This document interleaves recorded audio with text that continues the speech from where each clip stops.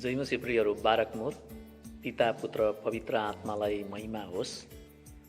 म यहाँहरूको माझमा आजको यो सेवामा क्रिसमस भनेको के हो र क्रिसमस हामीले किन मनाउँछौँ र क्रिसमस कसको लागि हो भन्ने सम्बन्धबाट परमेश्वरको वचनबाट केही कुराहरू यहाँहरूलाई म सेयर गर्न चाहन्छु। यशायाको किताब 7 को 14 पद हामी पढौँ। यहाँ लेखिएको छ, यसै कारण परमप्रभु आफैले तिमीहरूलाई एउटा चिन्ह दिनुहुनेछ। हेर, कन्या गर्भवती हुनेछ र त्यसले एउटा छोरा जन्माउनेछ र उनको नाउँ इम्मानुएल राखिनेछ भनेको छ। इम्मानुएलको अर्थ चाहिँ प्रियहरू परमेश्वर हामीहरूसँग भन्ने हुन्छ। यही कुरा मत्ती 1 को 23 पदमा हामी पढ्न पाउँछौँ।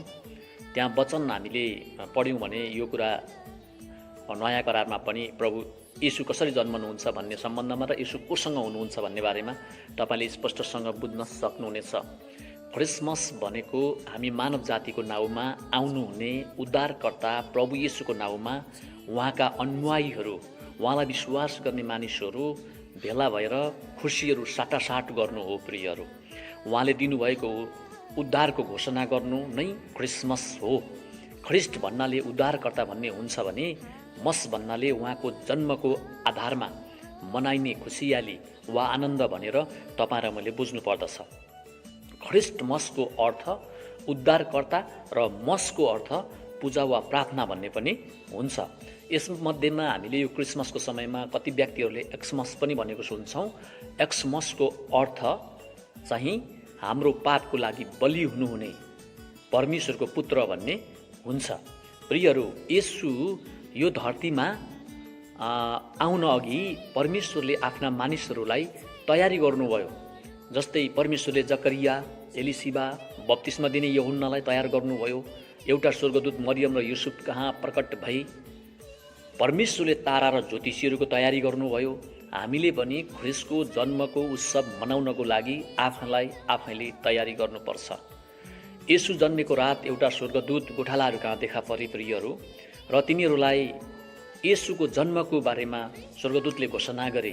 स्वर्गदूतले तिनीहरूलाई भने, म तिमीहरूलाई बडो आनन्दको सुसमाचार सुनाउँछु जो सबै मानिसहरूका निम्ति हुनेछ भनेर भने। वास्तवमा क्रिसमस भनेको सबै मानव जातिको लागि हो प्रियहरू। आनन्द र उत्सवको एउटा समय हो प्रियहरू। म आशा गर्दछु आउँदै गरेको क्रिसमसमा तपाईँहरूले ख्रिस्टको जन्मको आनन्दको अनुभव गर्न पाउनुहुनेछ। क्रिसमस भनेको स्वर्ग र पृथ्वीको बिचमा मानव जाति र परमेश्वरको विरुद्धमा गरेको पापको कारणले बिग्रेको सम्बन्धलाई बनाउनु र परमेश्वरसँग पुनः सम्बन्ध स्थापित गर्नु पनि हो। हामीले अन्धकार र अन्धविश्वासलाई त्यागेर साँचो ज्योति र सत्य ज्ञानमा आउनु पनि क्रिसमस हो। हामीले अन्धकार र अन्धविश्वासलाई त्यागेर सत्य ज्ञानमा आउनु हो।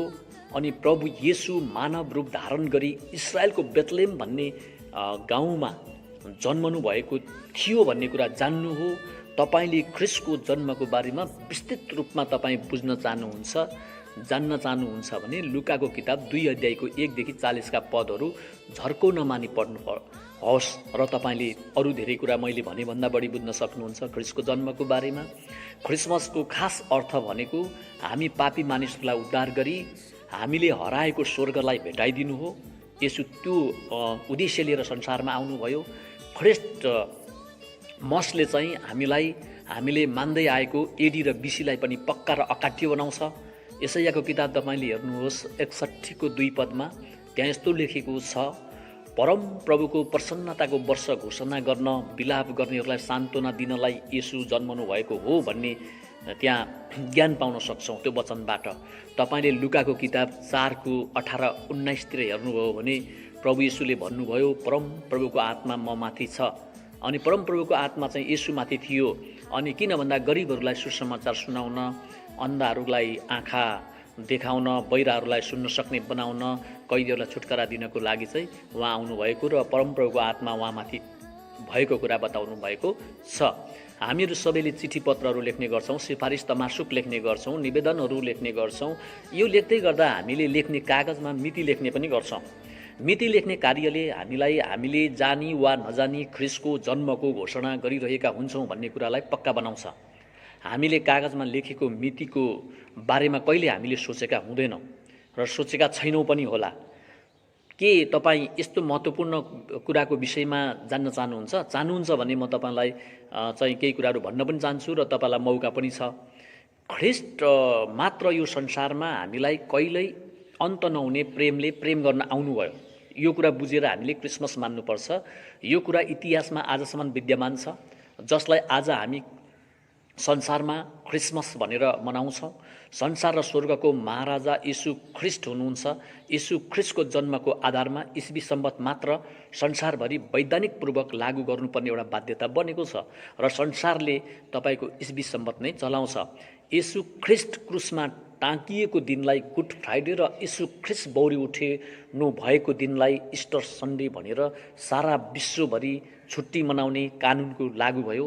यीशु ख्रीष्टका 12 जना चेलाहरूको आधारमा 12 महिनाको मात्र 1 वर्ष हुने अपरिवर्तनशील कानुन बन्यो र लागू भयो। प्रियहरू, तपाईँले क्रिसमस मनाउँदै गर्दा बुझ्नुपर्ने कुराहरू छन्।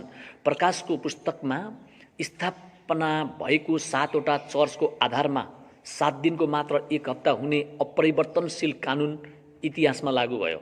यसलाई कसैले पनि फेर्न सक्दैन। यीशु ख्रीष्टले 30 वर्षको उमेरमा पानीको बप्तिस्मा लिनुभएको कारणले 30 दिनको मात्र 1 महिना हुने कानुनको लागू भयो। यीशु ख्रीष्टको जन्म पश्चात मात्र संसारमा उपहारहरू लिने दिने प्रचलनको सुरु भएको इतिहासमा साक्षी छ। यही कुराको निरन्तरता दिनको लागि हामीहरू सबै भेला भएर संसारभरिका मानिसहरूले क्रिसमस मनाउँछौँ।